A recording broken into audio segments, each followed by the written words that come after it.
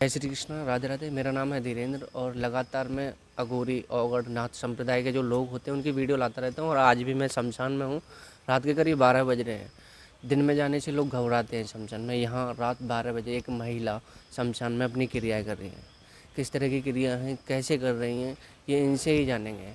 हर किसी की हिम्मत नहीं होती, बट एक महिला भी हैं और शमशान में भी हैं।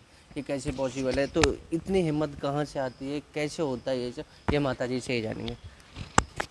माता जी जय महाकाल।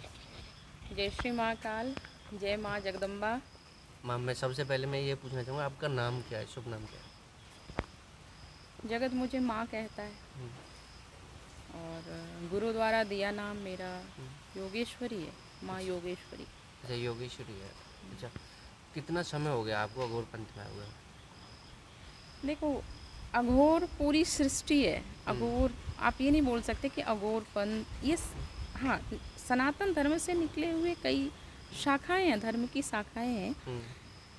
और रही मेरे आने का सवाल, तो जन्म ही मेरा इसी में हुआ है। अच्छा। क्योंकि मैं ब्राह्मण परिवार से हूँ और बचपन से मैं इस परंपरा को देखती आ रही हूँ। हमारे यहाँ कुल पुरोहिती थी, आज भी 70 गाँवों की कुल पुरोहिती है हमारे यहाँ।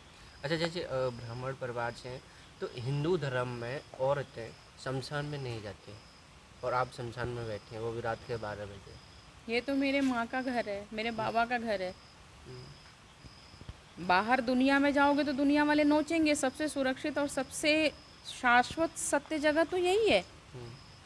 यहाँ लोगों को आने से डर लगता है और यहाँ ये मेरे लिए सबसे सुरक्षित जगह है। जगदम्बा मैया रानी, आपके श्री चरणों में कोटि कोटि दंडवत प्रणाम मातेश्वरी। ज़्यादातर लोग जो होते हैं, जैसे अघोरी होते हैं, काले कपड़े पहन के रहते हैं, लोग डरते हैं इनसे। क्यों डरते हैं? क्या है ऐसा रीज़न? क्या कर देते हैं ऐसा जो लोग डरते हैं? एक तो देखो, सबसे पहले तो यही चीज़ आती है कि अघोरी जो होते हैं शमशान में जाके क्रियाएँ करते हैं, ठीक है। एक तो इसी बात से डरते हैं। दूसरा हो गया ये काले कपड़े पहनने। क्या ये शाश्वत सत्य है कि मतलब लोग डरना भी चाहिए या नहीं डरना चाहिए, या फिर ये एक अफवाह बना रखा है लोगों ने? देखो, सीधी सी बात है हम्म, कि डर तो कहीं भी लगता है। अंधेरे घर में रात में अकेले रहोगे तो भी डर लगेगा। हम्म, और यहाँ तो लोगों के दिमाग में एक भय है कि भाई मुर्दे को दफनाया जाता, जलाया जाता है, जो अंतिम क्रिया और शाश्वत सत्य क्रिया है। हम्म, यही विश्राम मिलता है जीवन का। और ये अटल सत्य है, आप इससे भाग नहीं सकते। कितना भी भागने की कोशिश करोगे, भाग नहीं सकते। और रही डरने की बात, तो डर तो हर जगह लगता है। क्या दिन के उजाले में डर नहीं लगता क्या? नहीं, लेकिन एक सांसारिक जीवन से अगर बात करें, सांसारिक जीवन जीते हैं लोग, तो ऐसा कुछ नहीं है। बट शमशान में आने से डरते हैं लोग और अघोरियों से डरते हैं। हाँ, डरना भी चाहिए क्योंकि ये सत्य की जगह है और सत्य से सबको डर लगता है। अच्छा, मतलब व्यक्ति को शमशान। अपने सारे अच्छे बुरे कर्म जो होते हैं ना, वो यहीं आके याद आते हैं। और जब तक यहाँ होता है तब तक इंसान बहुत शुद्ध सात्विक विचारधारा में आता है कि मुझे यहाँ जाकर के जीवन के लिए ये करना, अच्छा करना, किसी के लिए बुरा नहीं सोचना, सिर्फ यहीं तक। यहाँ से जैसे बाहर निकलता है उसके बाद फिर वही खुराफात दिमाग में चालू हो जाती है लोगों की। तो इसलिए शमशान में हाँ, आप शमशान में इसीलिए आते हैं? नहीं, मैंने कहा ना, ये मेरे माँ बाबा का घर है।